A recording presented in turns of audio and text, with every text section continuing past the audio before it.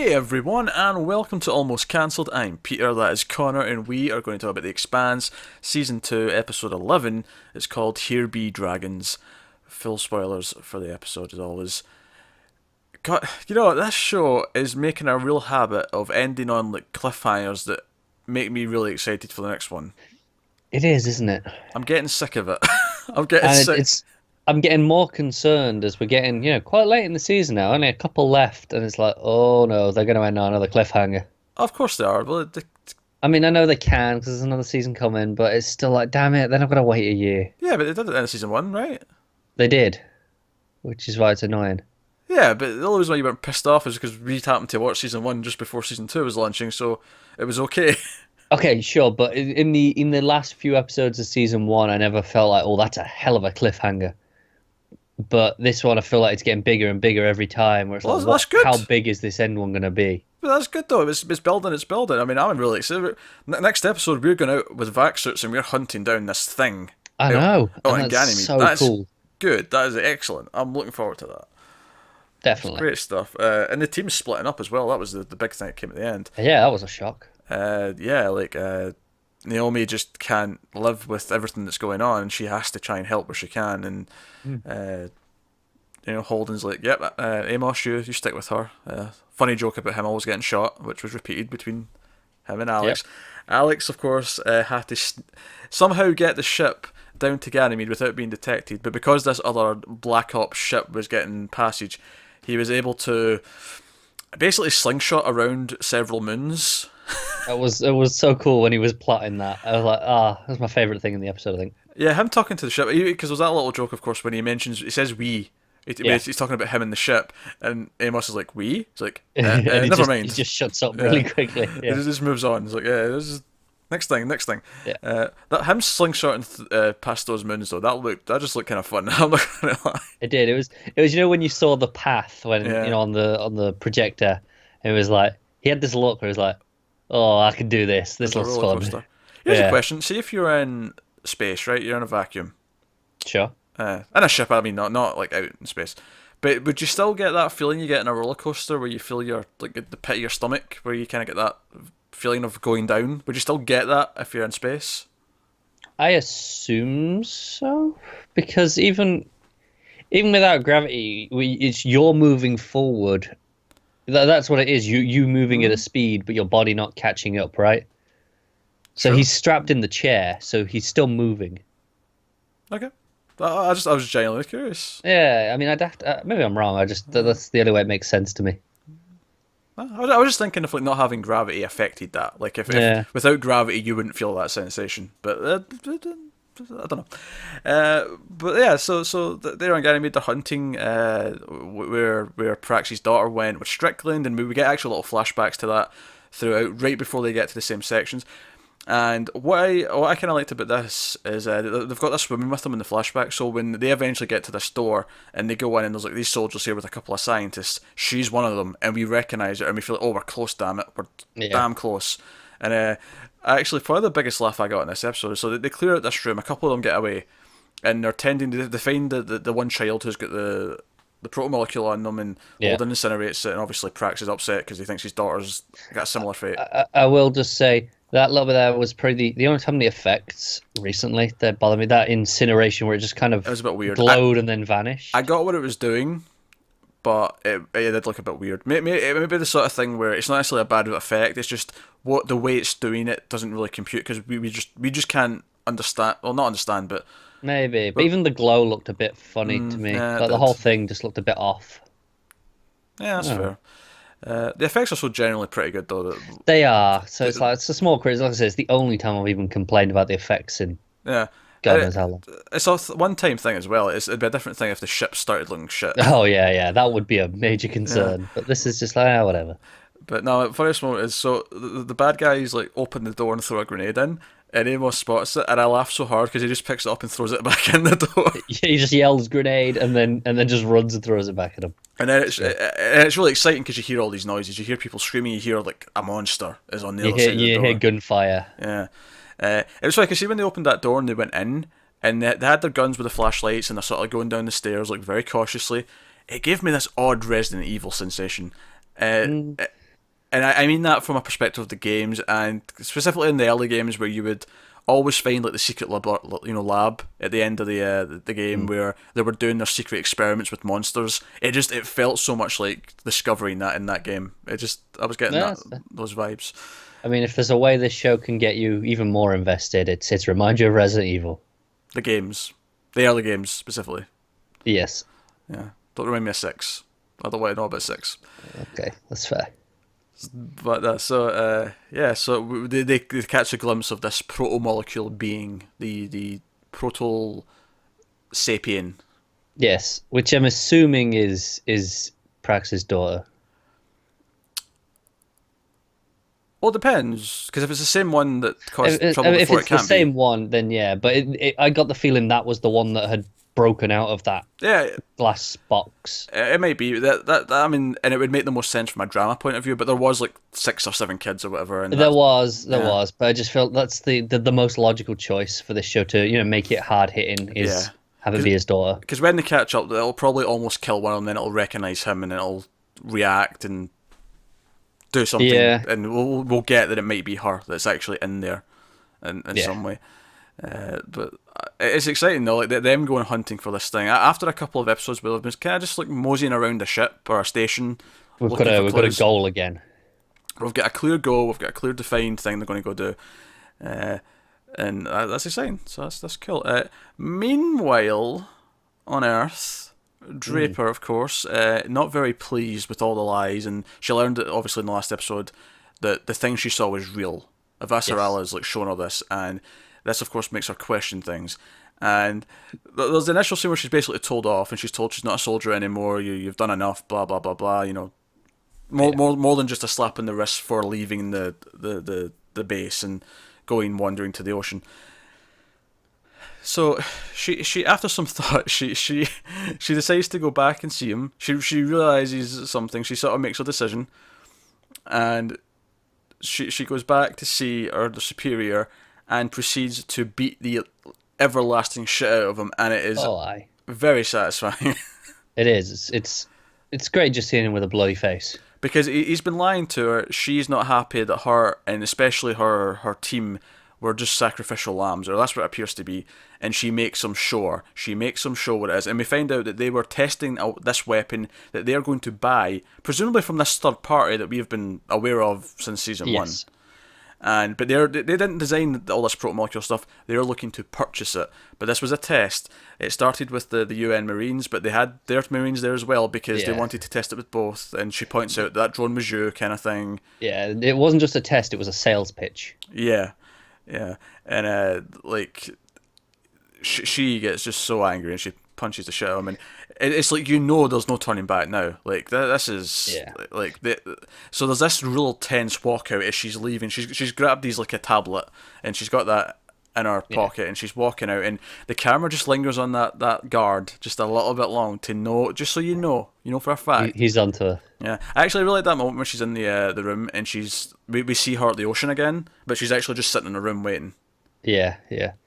There's a few bits like when the captain asks what happened to the loyal, determined soldier, and she just says the shit on Ganymede, basically. Yeah. It's like that happened. Actually, going before that, because she almost leaves at one point, the dropship's coming down, and then it goes back up, and they find out there's basically a block on everything coming down because they believe there's a potential OPA incident. And all I could think, they never actually confirmed it, but all I could think was Avasarala's put a fake thing in. No, I did the same. Yeah. It's like, she doesn't want Draper leaving. She needs her still. She's keeping her on the planet. That's exactly what I was thinking. So, do you know what I loved actually? See when Draper's running away and the guards are running after her, it goes to this gorgeous bird's eye view shot, and you just they're like ants, but you can see them clearly running, chasing each other. Yeah. And she's just making a beeline, and you get to the line, the red line, bit of international space, and then the blue line for Earth, and she gets into the Earth, and the Martians have to stop, and like all the UN Marines like hold up their guns, obviously, like, you're on Earth airspace, you're on UN soil, what are you doing? Yeah. And she just like, I want political asylum. She puts her hands up, and she's still hostile. She's hostile to what's his face, Cotier, Avasarala's man. Yeah.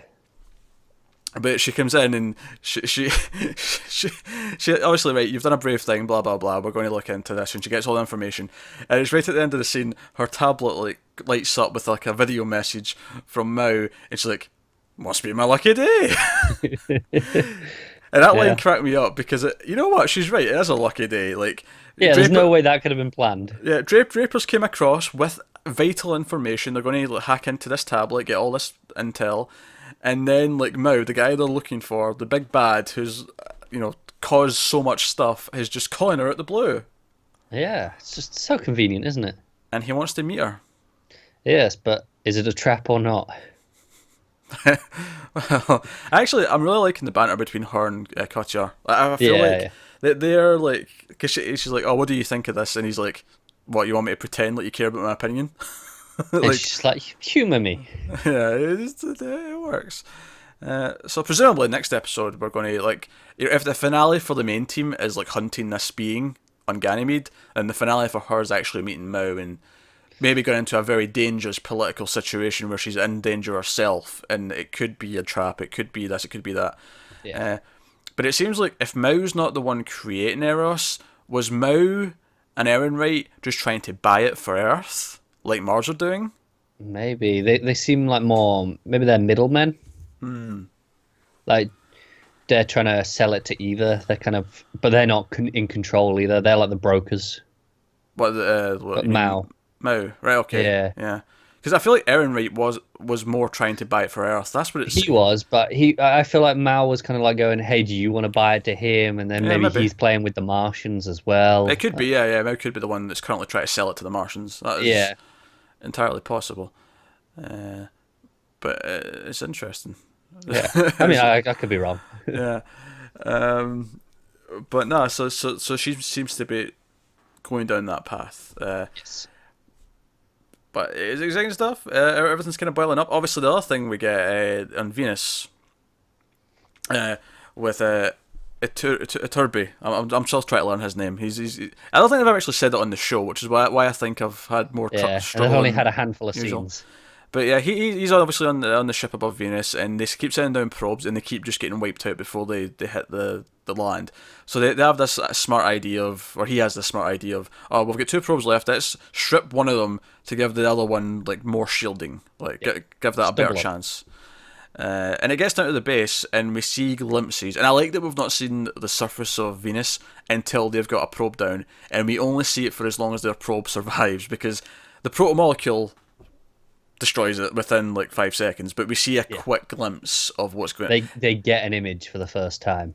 And it looks like a proto-molecule city, almost. There's like structures, basically. Yeah, it's like, what the hell is it doing? More volcanic than buildings, admittedly, but certainly there's shapes forming, there's stuff Definitely. going on down there. Yeah. And it looked pretty, if nothing else. Actually, that reminds me, speaking of pretty, there's a really small moment I really liked when Alex was doing the whole slingshotting thing, and there was that moment towards the end before he like sees the ship and he has to like hide again because he's like, oh shit, they're going to see us.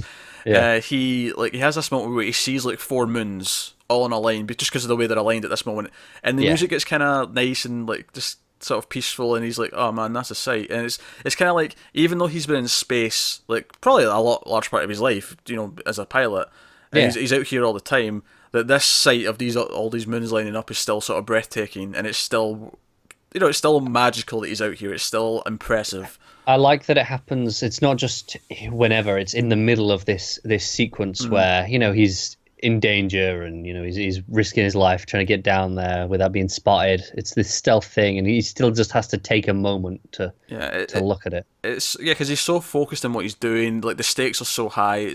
He's doing this really advanced, like difficult procedure to like get down there without being detected, but he's still like, his breath is taken away, and that's what distracts him, because then the ship like kind of comes into his like his side view, and I like that. That added like a really. I mean, Alex is probably one of the more human characters on the show in terms of being relatable, but it was like a really human moment for me, and it did look definitely. pretty. So it did. So for all the talk of that one visual effects shot not being that great, we just talked about how pretty that was. We talked about how pretty the stuff in Venus was, and which I think that's why that one stood out more to me, because this show has built up such a high standard of quality that I expect that Yeah. that one was like, no, wasn't up to it. Even a lot of what's on Earth is CG because obviously this place doesn't exist. So Yeah. like that bird's eye view of them running, like a lot of that'll be CG. Like because Yeah, yeah. so, no, really. I'm liking the stuff. I'm also Prax has grown on me as a character because we're getting more of him. Obviously, Amos jumps in and saves him, and he gives him the gun and stuff. But Prax finding like his daughter's bag, I thought was like a nice little moment.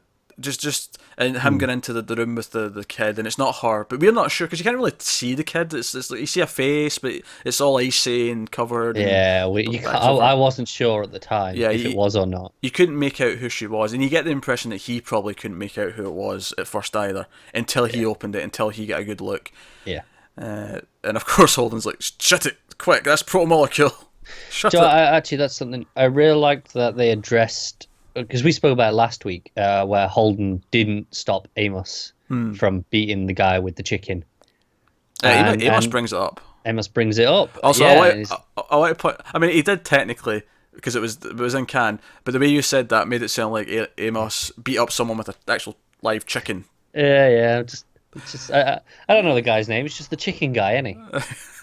He's the chicken guy. But I like that Amos brought it up, and they're recognizing how cold Holden has become over the last however long. Because that's what he says. He says, "I get the impression I just beat you to it." Yeah. Yeah, and he quite like he just admits to it and says, "I mean, like, well, once I saw Eros do what it did, it became like a missile, basically."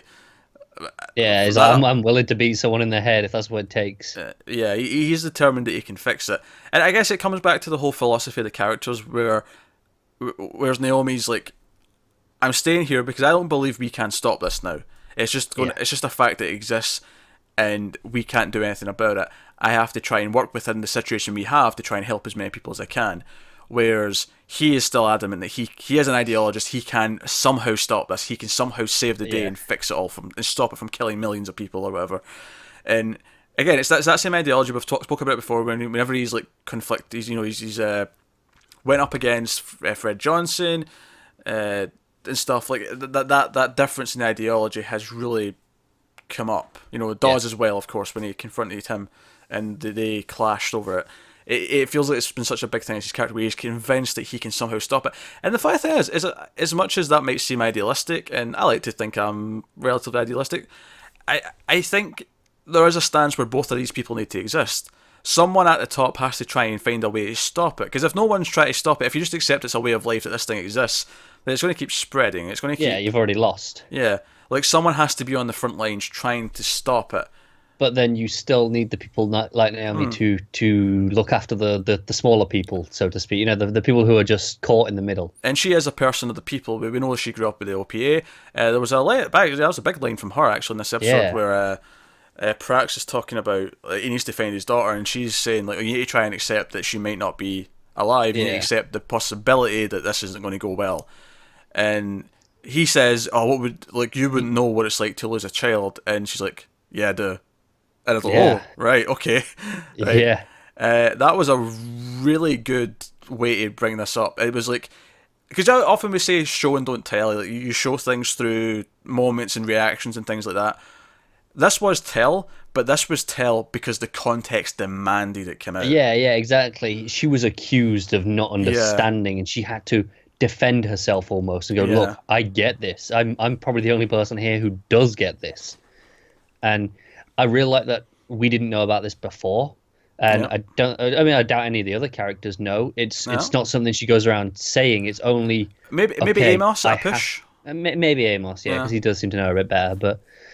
But it's not something that she goes around just telling anyone. It's only because this specific moment where emotions were getting heated and she needed to try and rationalize it and calm him down. Yeah, we now know she had a son, and the son got taken away, and that's obviously a big deal. And I think the difference between her and Holden, we talk about the ideologies. He is someone who looks at the bigger picture, looks at the ideals, and we know that he's not immoral. He, like, right from the start of the show, the whole thing with the Canterbury in the first episode is because he cannot let that call go unanswered. He has to try and help, but it spirals for him where it keeps getting bigger, and it's like, well, I'm at the point now where he's almost like he's almost like in the war room essentially, where he has to make the tough calls because he needs to fix the problem and cut it off. Whereas, yeah, and he believes he has to be the one to do that.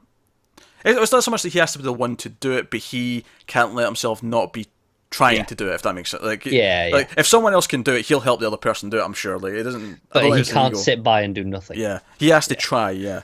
Whereas Naomi, I think it's interesting that we learnt about her having a son in this episode, because her whole thing at the end is very kind of playing into those, like, almost motherly instincts of looking after what we've got. Just nurturing and caring for those less able than her. Yeah, so we got her and Amos on Ganymede try to help everyone they can, and then we've got the other three, and that's including Prax now, who seem, at least for now, is a part of the team. And Alex and Holden with him are going to go hunting for this being. I want a name for this. Proto-sapien was my made up. It's not bad, actually. It's okay. But yeah, I'm sure someone in the comments will tell us what it's called, because they'll probably have the name from the books that they've not mentioned yet. That probably we can call it. But I was another solid episode. It's difficult to find much to fault in it. It really is. That like, it says a lot when that weird little CG bit is probably my biggest problem with the episode. Yeah, I think, I mean, these past couple have been really solid. I think if I'm going to complain about them, it's that they've not completely blown me away like a few episodes have this season. Yeah. Like, there were some of the early ones where you're like, God damn, that changed everything. Yeah. Whereas these have just been, every single one of them has been, that was solid.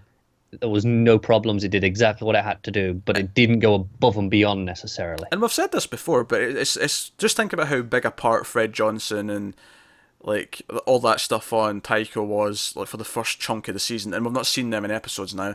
And I like that this show is like, it's not important what's going on right now. We don't have to see it. We can go exactly. It's like if it's relevant at some point in the future, we'll get back to it and we'll worry about it then. So now there you go. That's Expanse, episode 11 of season 2. There's 2 left. I know. Just 2 left, and then we're going to have to wait probably a full year. It's going to be a long wait for us this time. It is. I feel like it'll be longer for us, given that, like, people who watch the first season, they'll have, as it aired, they'll have had that wait already. So they've kind of got in the mindset. They've done it once already. Whereas we essentially watched it as one big 23 episode season. Yeah. So then we've got a long wait for any more comparatively. Oh dear. Oh well. Yeah. Let us know what you thought of the episode in the comments below. Like and subscribe and all that stuff helps us out a lot. Get us on Twitter at mild_fuzz for channel updates. Individual Twitters are on the screen for our random ramblings.